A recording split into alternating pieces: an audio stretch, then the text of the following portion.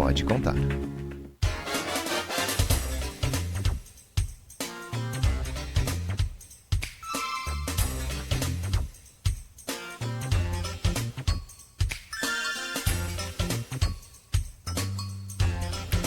Agora são 8h23 em Campos. Estamos de volta com o Folha no Ar ao vivo aqui pela Folha FM em 98,3.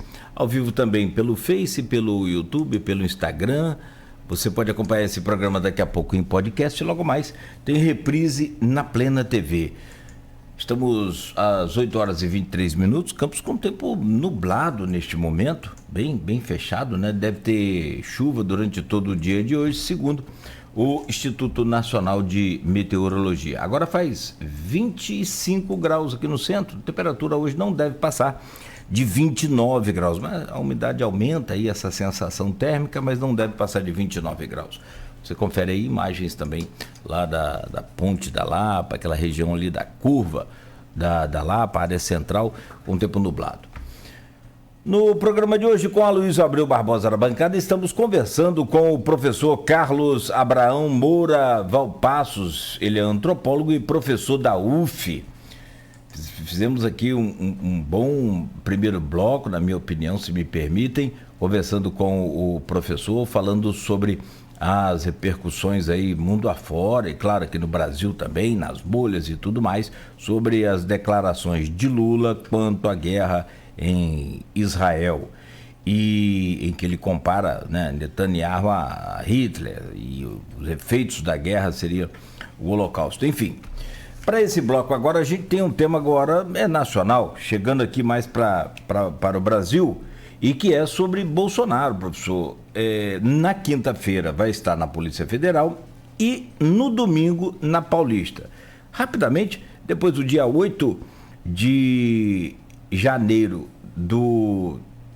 de 2024, tivemos o 8 de fevereiro de 2024, que revelou aí boa parte, não tudo, mas boa parte daquela delação do Cid, e numa operação da polícia, numa investigação da polícia, também revelou o uso da ABIN, Agência Brasileira de Inteligência, para uso pessoal do presidente, enfim, todas aquelas revelações feitas, e culminando com o depoimento do Bolsonaro na quinta.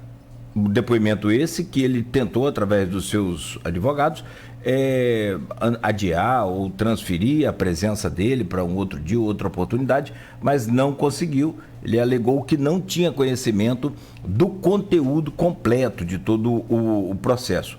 E aí Alexandre de Moraes indeferiu o pedido e ele vai ter que comparecer à polícia na próxima quinta-feira. Então tem uma série de perguntas. Essa questão do conteúdo, a gente sabe que num país democrático você tem que ter acesso, evidentemente, ao que você está sendo acusado. Você precisa saber, será que ele não sabe realmente? E se não sabe e foi negado o direito a ele, as consequências disso? A questão dele falar na quinta na polícia, nessa situação, e ir para a Avenida domingo. Como é que repercute tudo isso na visão do senhor, professor? Bem, a gente tem um processo que escala, né, e que a gente vai acompanhando com um interesse muito vivo, né. Se trata do dia a dia da política nacional, no que diz respeito às figuras principais e aos impactos que isso tem depois de alguns movimentos na nossa própria vida. Então, a gente atravessou a eleição de 2018, que foi uma eleição conturbada, problemática, difícil. A gente teve 4 anos do governo Bolsonaro, que foram 4 anos que podem ser classificados de qualquer forma, menos de tediosa, né, porque foram, no mínimo, agitados. E a gente teve um processo da eleição de 2022, que foi assim, o ápice dos ataques, dos conflitos, dos subterfúgios de propaganda e etc., até que a gente teve a eleição, o que para o Bolsonaro não era algo assim tão possível, né? Porque você tinha a primeira vez que alguém não se reelege, né? E ele, tendo todo o capital político em mãos, não conseguiu se reeleger. Os porquês disso são inúmeros, mas você teve um evento um tanto diferente. E aí ele começa a criar discursos, versões, para tentar, de algum modo, manter ou promover o seu próprio capital político. E isso vai escalando, né? Então, ele não queria, de modo algum, sair do poder.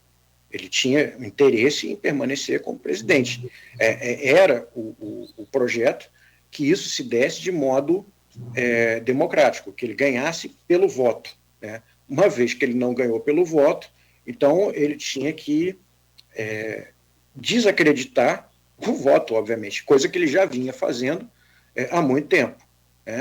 A história do voto auditável, impresso, etc. e tal, ele tentava o quê? Deslegitimar todo o nosso processo eleitoral. Quando ele perde, ele entra nessa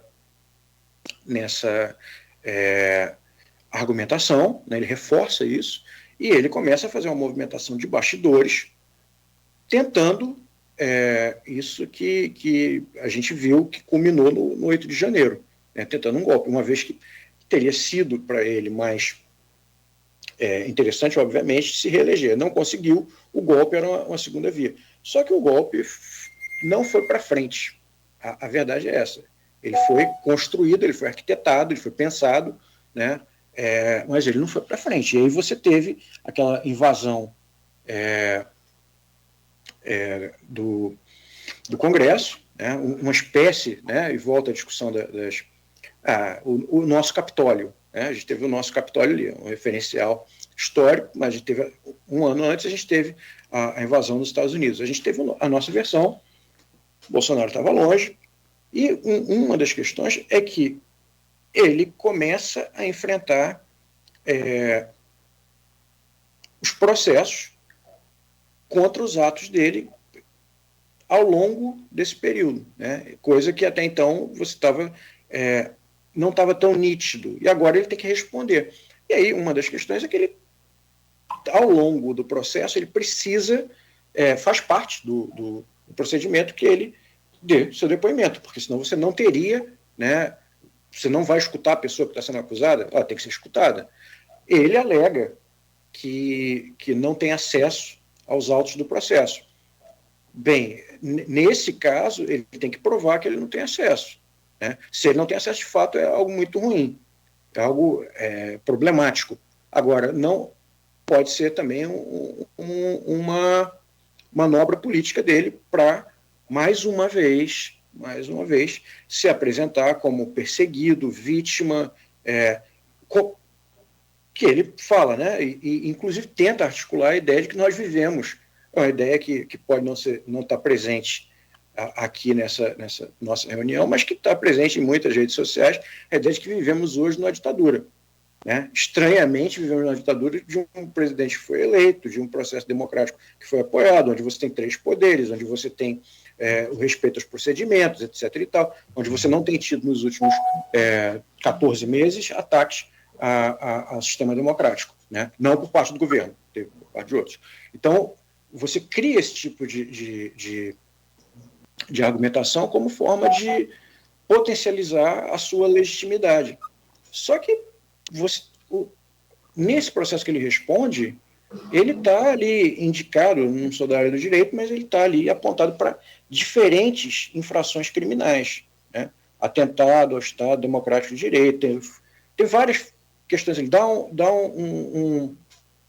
uma pena bem razoável. E ele deixou provas disso ao longo de muito tempo, né? Ele não foi contido, não foi discreto, não foi comedido.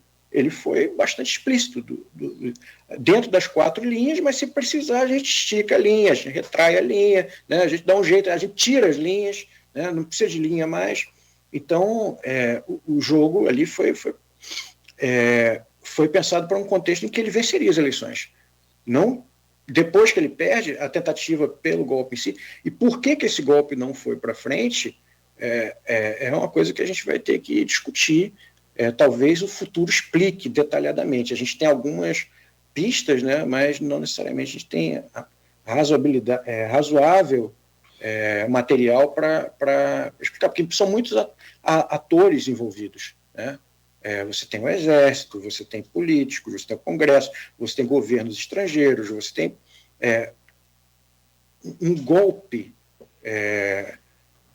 num contexto como o atual, ele não é uma coisa para você fazer com um cabo, um soldado e um jipe, né? Ele é um pouco mais complexo que isso. É o que foi revelado no 8 de janeiro. Perdão, você ressalvou que não é jurista, tampouco eu sou, tampouco o Nogueira deve ter ouvintes que sejam telespectadores, mas eu creio que não informe a maioria. Mas a pergunta eu vou fazer em tese, mais que antropólogo, como cidadão, já que você é entrevistado.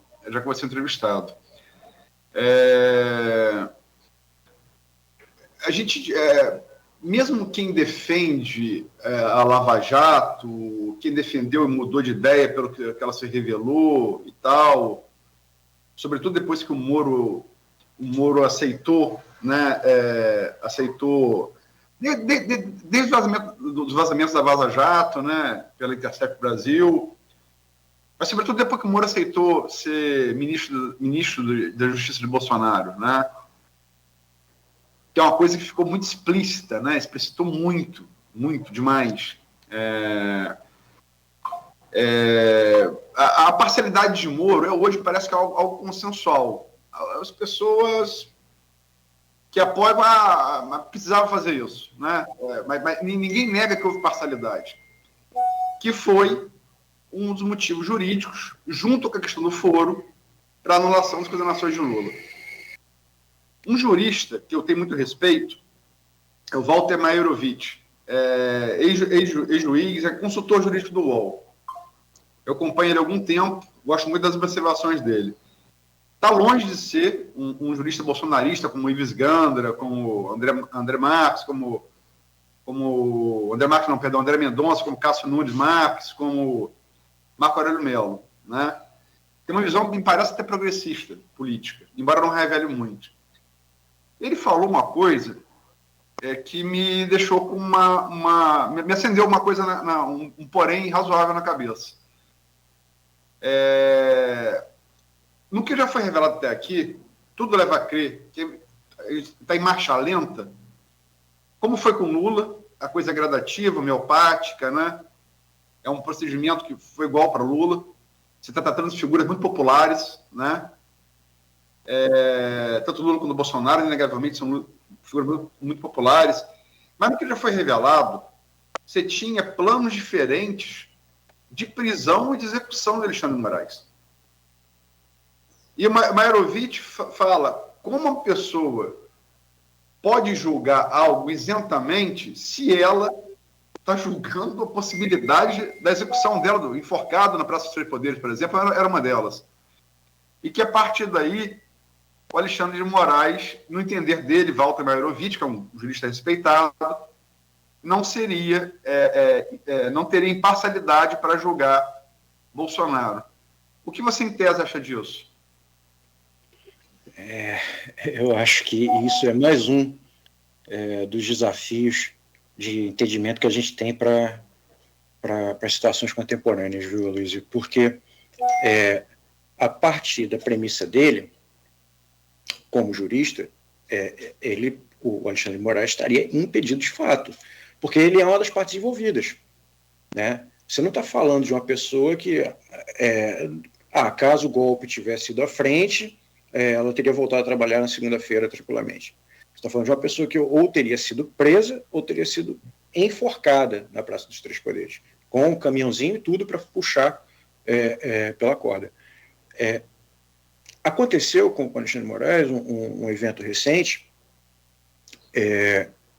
em que ele foi agredido, ele e o filho, né, no aeroporto na Itália, em Roma, e aquilo. E ele se declarou impedido de julgar, né? Então isso aí dá óbvio que ele estava impedido de julgar, porque ele foi uma das vítimas daquele caso.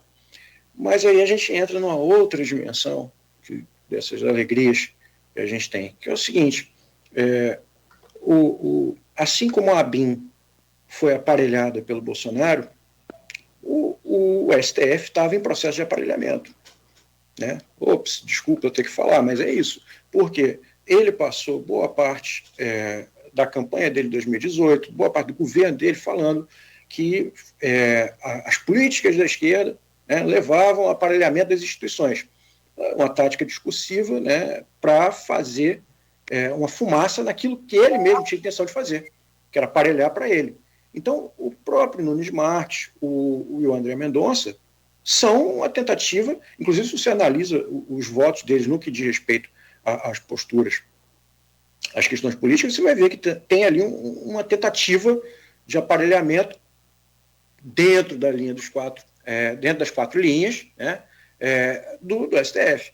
E aí eu fico pensando no risco do Alexandre de Moraes abrir mão do direito de julgar isso. Ele deve ter consciência disso melhor que eu. Mas, ao mesmo tempo, ele tem um risco brutal de sempre ser acusado de ter sido, de algum modo, envolvido e interessado nessa discussão. Então, como se resolve isso? Eu não sei dizer. Me incomoda que seja ele que julgue. Porque depois disso você sempre vai ter a possibilidade de dizer: foi o Alexandre de Moraes que tinha interesses nisso, que tinha rancores, que tinha desavenças, quem julgou. Então ele estava envolvido, não deveria ter julgado.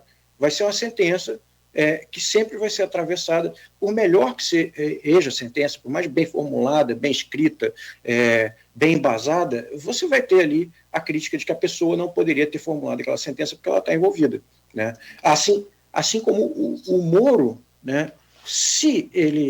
O Moro, a gente tem que lembrar, né? O Moro era super isento, né? Ele era super isento até a Vaza Jato. Se você lembrar da postura dele, não tem nada a ver com isso, né? Não tem envolvimento, não tem interesse, é tudo normal. Aí depois da Vaza Jato ficou assim, né? Tá difícil, tá estranho, né? Ele ainda vai ser ministro, é mesmo? Então ficou mais esquisito ainda. Então, você tem ali uma discussão para se fazer sobre a legitimidade dessa condução, né? A condução, no caso do processo, a elaboração da sentença, se as partes deveriam. Eu não entendo no momento quais seriam as possibilidades, né? Mas, de fato, uma pessoa que seria enforcada, ela está envolvida, ela tem. Você falar que ela não tem algum tipo de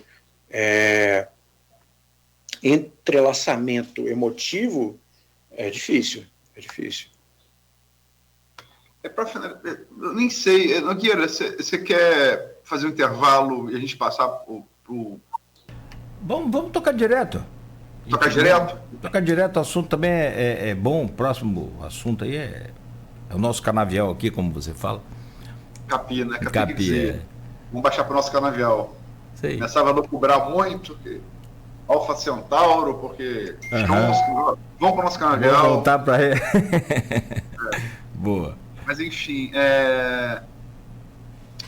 você é alguém das humanas, Abraão, antropologia, se dedica ao estudo da cultura, né? Enfim, faz parte da nossa cultura democrática. O processo eleitoral tem 2 anos, se pensa, né, em mudar isso para casar tudo junto.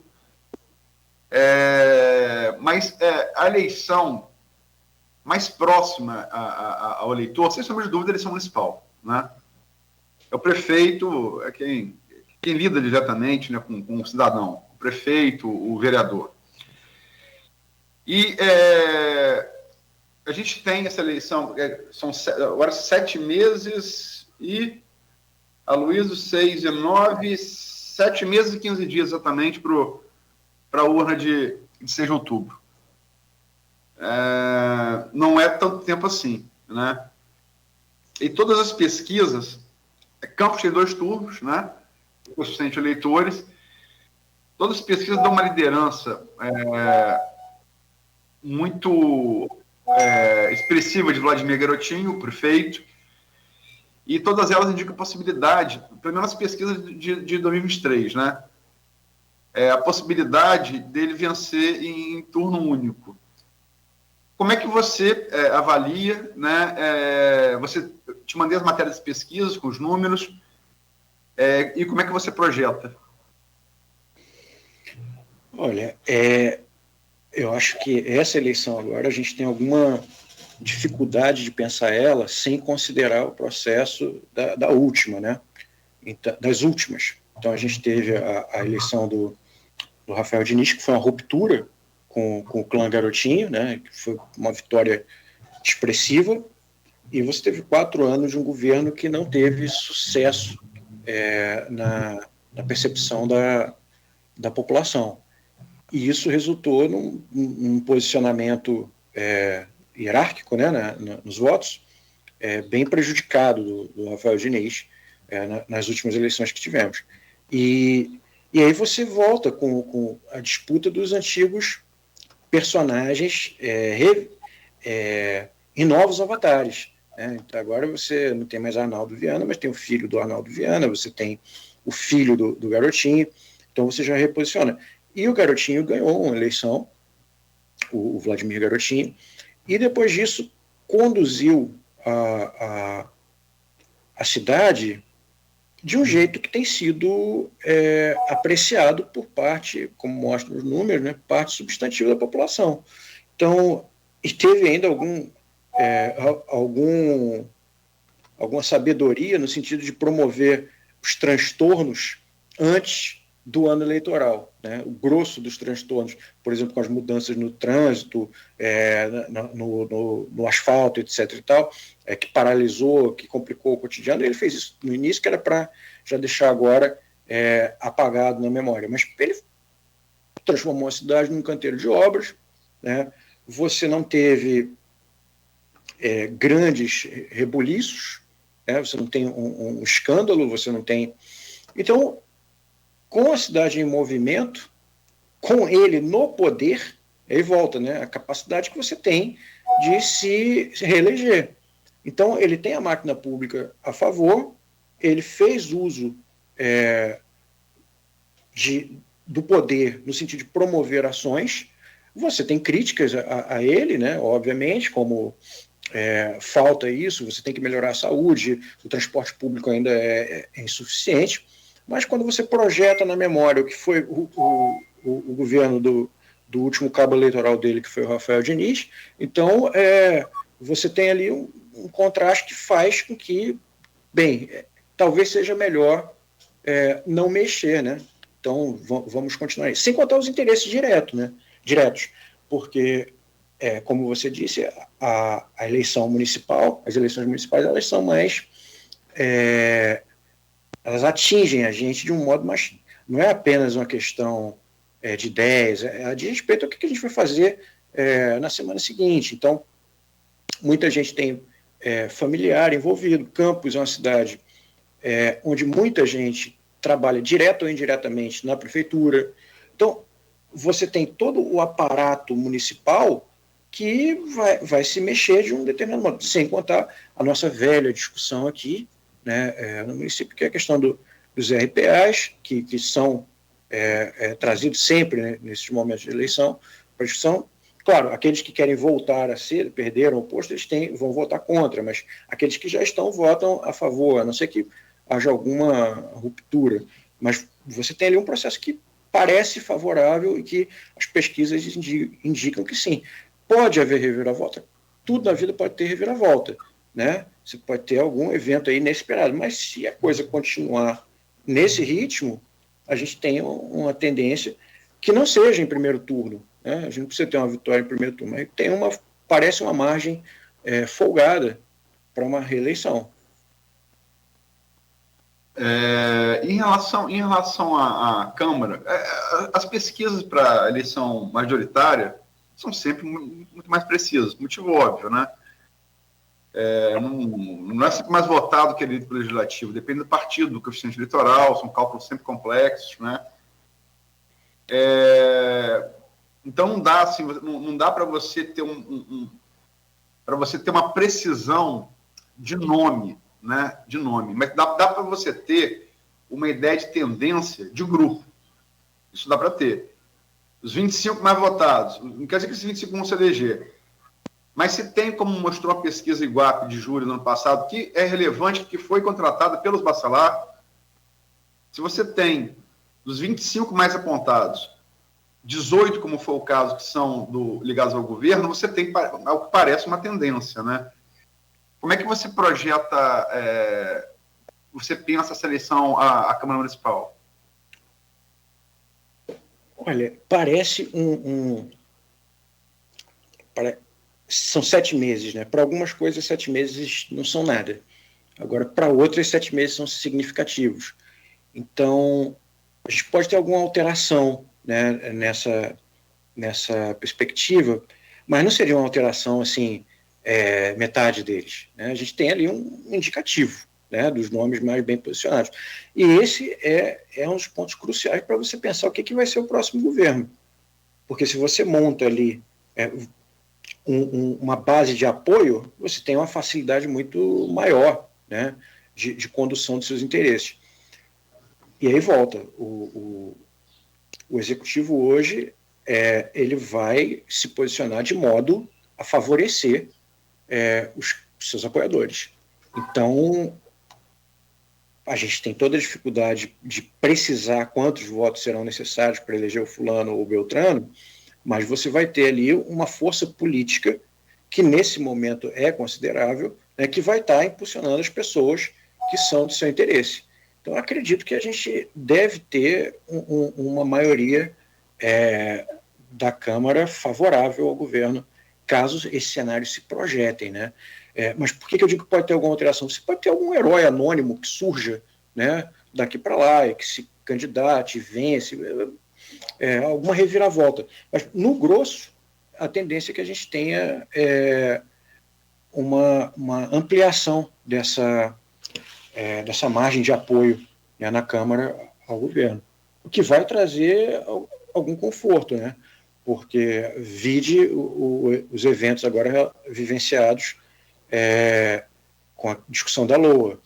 Então, se aquilo ali, se tivesse uma maioria, provavelmente não teria gerado o desgaste, o impacto, o estresse que foi. Foi bem arranjado, foi de algum modo administrado de modo favorável para o Vladimir, foi, né? Mas poderia ter sido um problemaço, né? Poderia ter sido ali um evento desagregador, né?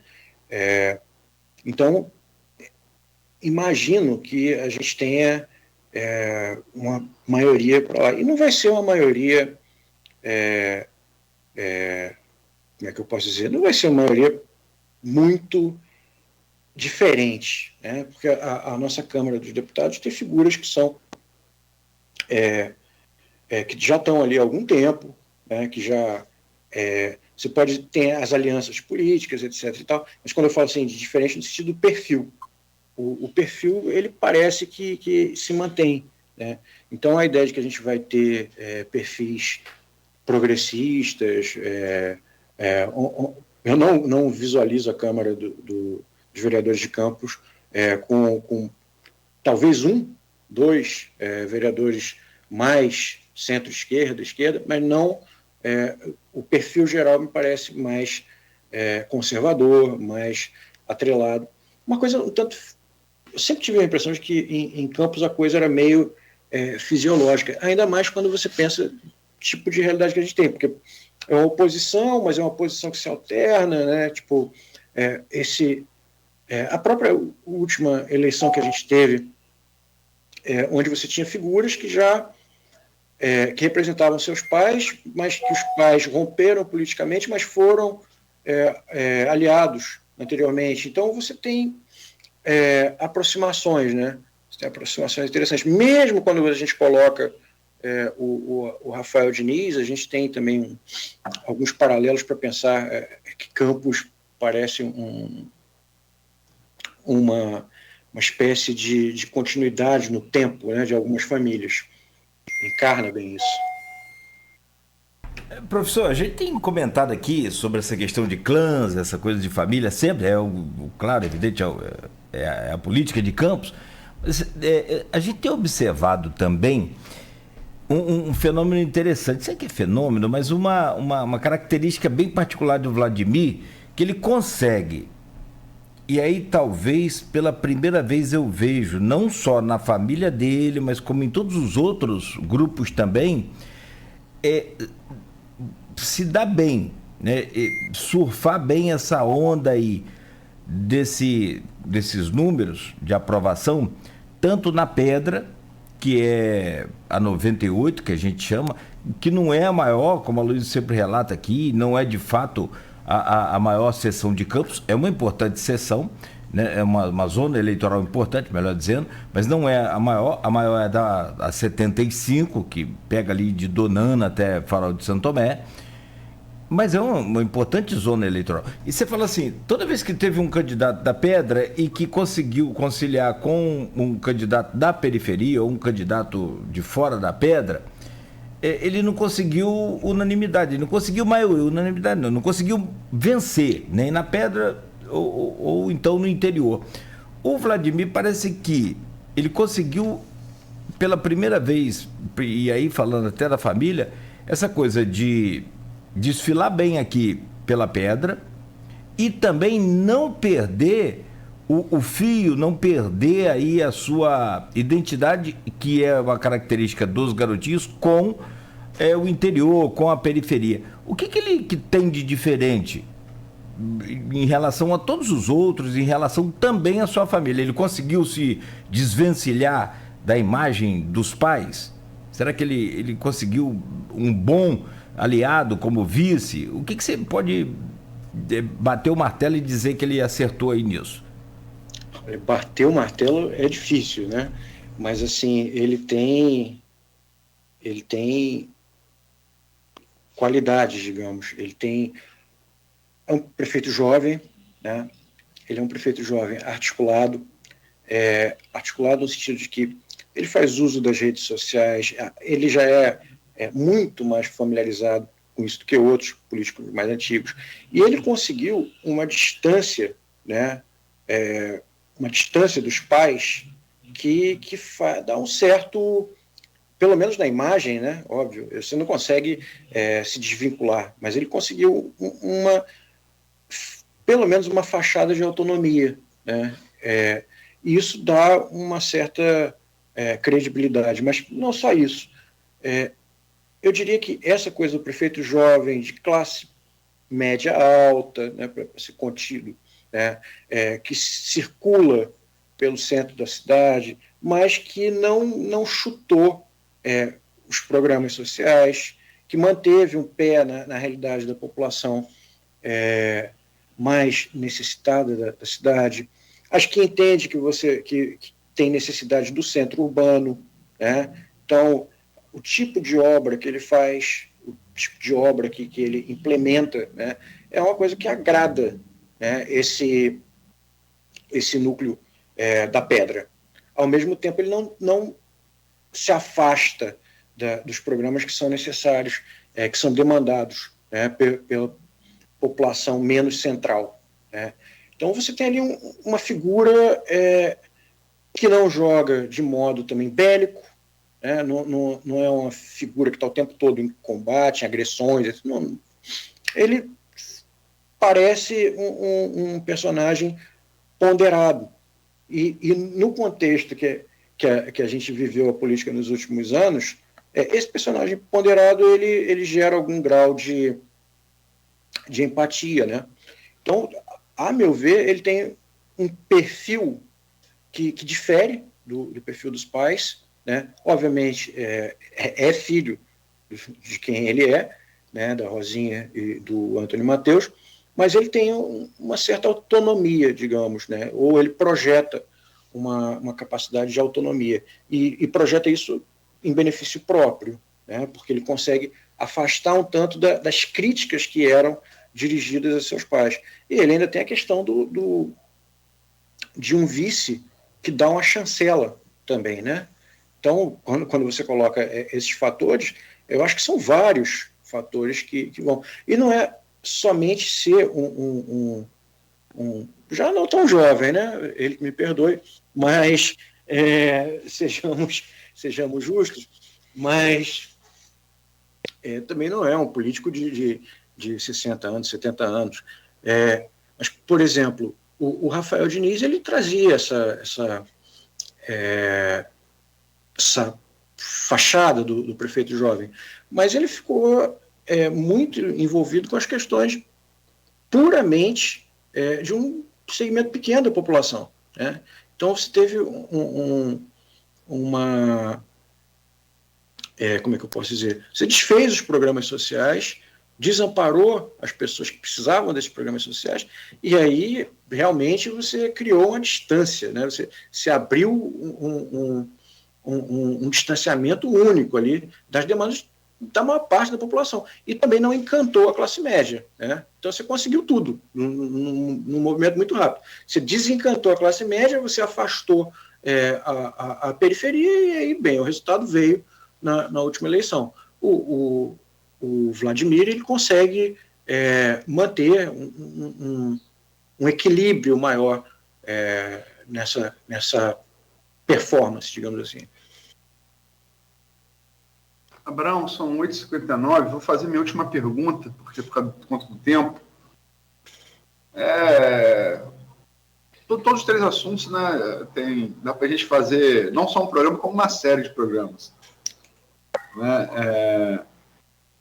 Mas você falou aí uma coisa que eu venho pensando há algum tempo. Inclusive, vai até contra... Porque você sempre tem que estar ouvindo gente da academia, e sobretudo gente da academia que parte para o empirismo da política, né? No caso do Felipe Nunes, por exemplo, que eu citei aqui antes, dos números da repercussão da declaração de Lula, da Quest. Político, né? Publicação, formação, né? Currículo muito bom.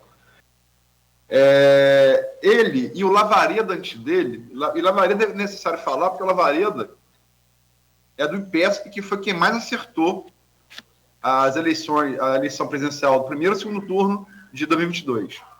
Quem mais ficou próximo, né? Por empirismo, é um camarada muito competente, mas também e falaram a mesma coisa, que eles acham que a eleição de 2016 municipal foi do Novo, e aí surge o contexto de Rafael. A de 2020 foi da pandemia, e a de 2024 seria da polarização esquerda-direita, né? Lula-Bolsonaro. E eles, todos os dois, né, colocam que quanto maior o contingente eleitoral, mais isso reflete. Quanto menor a cidade, mais a questão comezinha tem importância, a questão cotidiana da cidade tem importância. Campos está no meio termo, né? Pelo tamanho, meio milhão de habitantes, né? Está ali no meio termo. Mas tanto Lula quanto Bolsonaro tem essa coisa de gerar paixões, né? De serem... Passa o primeiro bloco todo discutindo a fala de Lula, né? De provocar reações acaloradas. É interessante observar que os 3 maiores municípios do Norte Fluminense, da seleção daqui a 7 meses, dos 3 principais municípios mais importantes, os 3 prefeitos incumbentes vão disputar a reeleição, lógico, vai saber a convenção de julho, mas tudo indica que, né? E são franco favoritos em todas as pesquisas. A saber, Vladimir Garotin, em Campos, Carla Capucci, em Serrão da Barra, Velvet Rezende, em Macaé. E os 3 têm esse mesmo perfil que você chamou de ponderado, eu prefiro chamar de agregador. Você acha que isso é uma coincidência? Coincidência, será?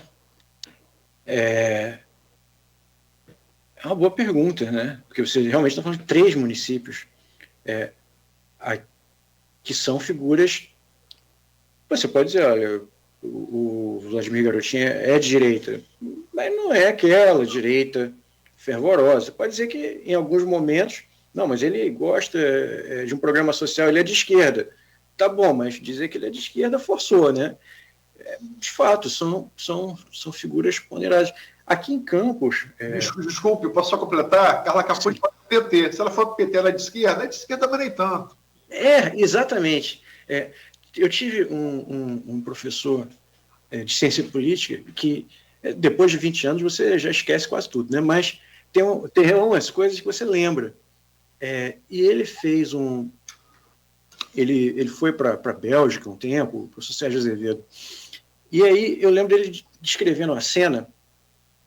Não, Sérgio Azevedo.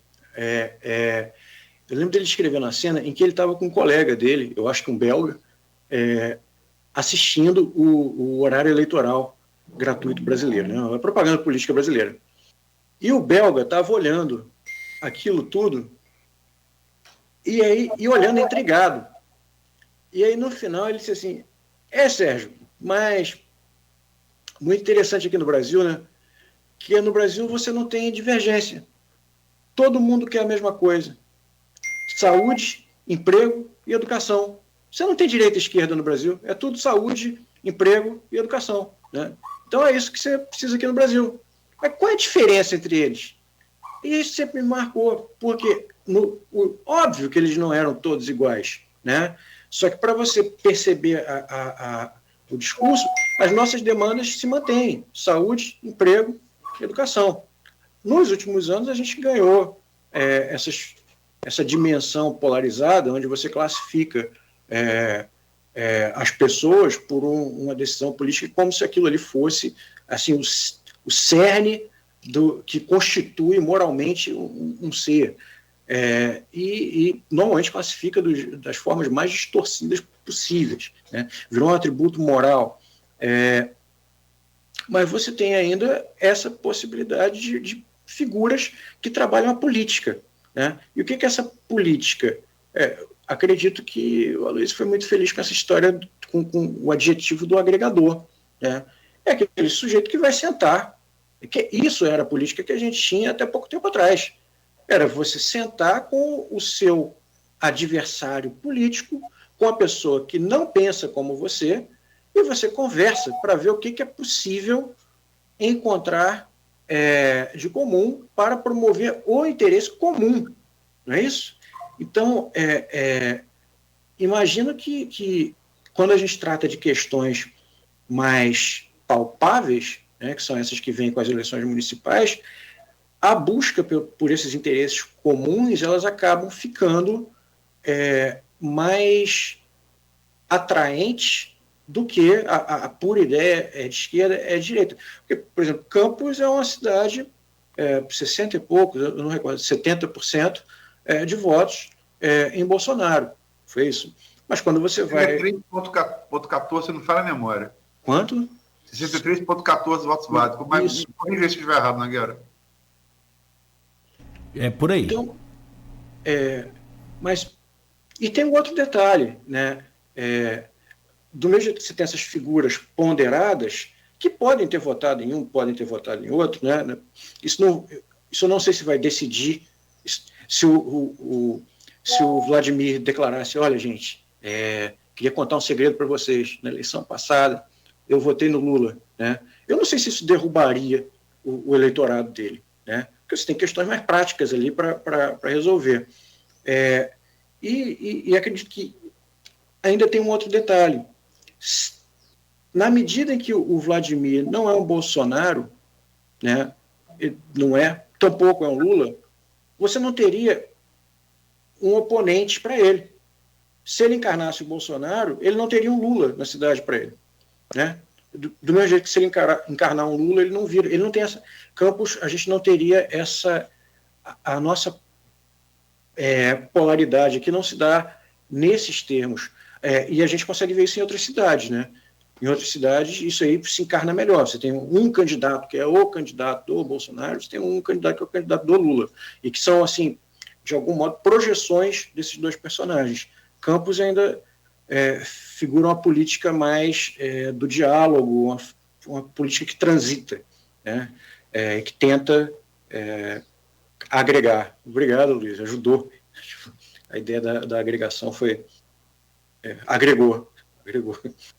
Não, eu vou, inclusive, fazer um painel sobre isso, mas estou aqui revelando pauta, né? Não devia fazer isso. Mas eu estou pensando em fazer isso. Até discutir com alguns amigos em comum, seus colegas de academia, sobre... E até foi ideia de uma não existe jornalista, né? Que está agora fazendo letras, né? A Paula Veneron, que me deu essa ideia, eu conversando com ela sobre política, e ela me deu essa ideia, né? E eu acho interessante, sim. Sobretudo após tá no meio termo exatamente do que colocam o Lavareda e o Felipe Nunes, né? Então acho muito interessante. E não acho que seja coincidência, são 3 princípios, né? E também, como você, não acho ruim, né? É o perfil Ulisses Guimarães, né? Depois que a gente vivencia a polaridade, a gente começa a olhar com mais carinho para esse tipo de ponderação, né? Diz que é do inferno que você vê o paraíso, né? Então tem que... Não, eu me lembro uma amiga minha, mais à esquerda, né? Bolsonaro, meu Deus, que saudade do vampirão. Nesse nível. Nível lá embaixo. Gente, são 9h09. Fiquei devendo 2 informações aqui. Uma com relação aos números agora que a Luísa falou, mas a primeira é sobre o chanceler israelense. O Luísa falou, acertou o primeiro nome, Israel, e o segundo é o Katz. Katz. Isso. E quanto aos números aí que você citou, perfeitamente, 63,14% dos votos para Bolsonaro no segundo turno. E ele cresceu do primeiro, ele teve pouco mais de 58%, então ele cresceu mais... sim. No primeiro para o segundo ele cresceu... Em 2018, ele, se não me falha a memória, ele ficou um pouquinho acima. Ele ficou 64 ponto alguma coisa. Isso aí, um pouco mais. Então, meu caro professor aí, sem dúvida nenhuma, eu acho até... Eu não sei se você conseguiu ver aí, simultaneamente, falando com a gente, mas tem vários comentários aqui, tem muita coisa aqui. Se depois quiser passar lá pelo link desse streaming, vai estar disponível lá nas redes sociais. Já está disponível aí nas redes sociais. Tem vários comentários, tem vários elogios aqui, inclusive o seu esclarecimento, enfim.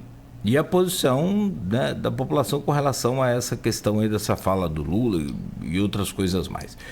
São 9h10, nós queremos te agradecer, Abraão, e dizer para não demorar tanto para aparecer, né? Aliás, esse ano a gente já está falando aqui, ano de eleição, a gente vai estar sempre, né, acionando aí para outras informações, outras colaborações. Forte abraço para você, muito obrigado por hoje. Obrigado, Nogueira. Eu que agradeço o convite. Fiquei muito feliz mais uma vez e mantenhamos o diálogo, as conversas por aqui, pelas redes sociais. A gente segue conversando, segue trabalhando para tentar trazer esclarecimento, informação, e acho que o papel do intelectual não é trazer conforto, né? O papel do intelectual é fazer pensar, tirar justamente o conforto. Então, a gente não é isento de erro, né? Mas a gente tenta, de algum modo, não afastar os olhos da realidade. A gente tenta trazer a reflexão para o mundo, de fato, para o mundo empírico, e buscando construir uma perspectiva de ação que valorize a vida. Eu acho que o intelectual que se separa da valorização da vida e que naturaliza a desgraça ou justifica, ele acaba cometendo uma espécie de atentado contra si e contra os seus. Muito bom, é isso mesmo. Bom, e a você também, Aloysio, nosso agradecimento por hoje. Amanhã estaremos de volta às 7 da manhã. Hoje tem o Jornal Folha da Manhã já nas bancas de cedo, nas casas dos assinantes também, com todas as informações. Tem aí essa repercussão da fala do Lula lá também no ponto final. Tem o parecer contrário aos casos como o da Carla Machado, que é o chamado prefeito itinerante, prefeito profissional, enfim. E amanhã estaremos de volta aqui às 7 da manhã. Obrigado por hoje, Aloysio. Agradecer a você, Nogueira. Saudade de novo ao retorno do Beto. Sei que você está feliz, né? Ouvir todo dia saudações rubro-negras no seu ouvido. Pelo amor de Deus. Você é um bom tricolor, está feliz com a volta do Beto. Agradecer ao Marcelo pelo tempo que ficou aí também. Agradecer ao Abraão, a entrevista foi muito boa, né? Eu meio que vou fazer um diálogo com o que eu falei ontem, quando eu entrevistar o Hamilton, né? Eu acho, assim, que é muito importante. Ser uma cidade universitária é uma coisa muito importante. E acho que a Folha assim, tem um papel, tem um papel na gênese disso, desde lá da FAFIC, da instalação da FAFIC, do prédio da FAFIC, que hoje não está abandonado, né? Só funciona a FOC lá, passando pela instalação da UENF, né? E hoje a gente colhe os frutos disso, né? Estamos aqui um professor da UF, né? Que era só um curso de serviço social, e hoje abriga vários outros cursos, né? Tem agora a ampliação do campus ali, um esforço do deputado Chico D'Angelo, depois pego por Vladimir, enquanto era deputado, né? Que conseguiu uma emenda, e já demonstrava esse perfil agregador, né? Que essa emenda de bancada teve a assinatura do Sargento Gurgel e de Thalia e Petroni. Eu entrevistei os dois, né? E estamos colhendo os frutos disso, que é justamente poder tratar de assuntos, passando da geopolítica, pela política nacional, pelo evento mais local, e trocando com a academia. Isso é muito importante para a imprensa, eu acho que é importante para a academia, e, sobretudo, é importante uma formação de conceito de cidadania verdadeiro, né? Onde você tem a teoria, mas também tem a prática. E sempre fazendo essa interface. Eu acho que, sobretudo, é importante para o ouvinte, para o telespectador, para o leitor, né? Para a formação de uma opinião, né? No contraste entre várias, né? Mas todas elas com algum conhecimento do que estão falando, né? Eu acho que hoje o Abraão demonstrou isso muito bem. Agradeço. Amanhã vamos entrevistar um colega dele da UF, o Federico Sá, porque amanhã é cientista político, né? Como o Hamilton, ele se dedica ao estudo da questão militar no Brasil.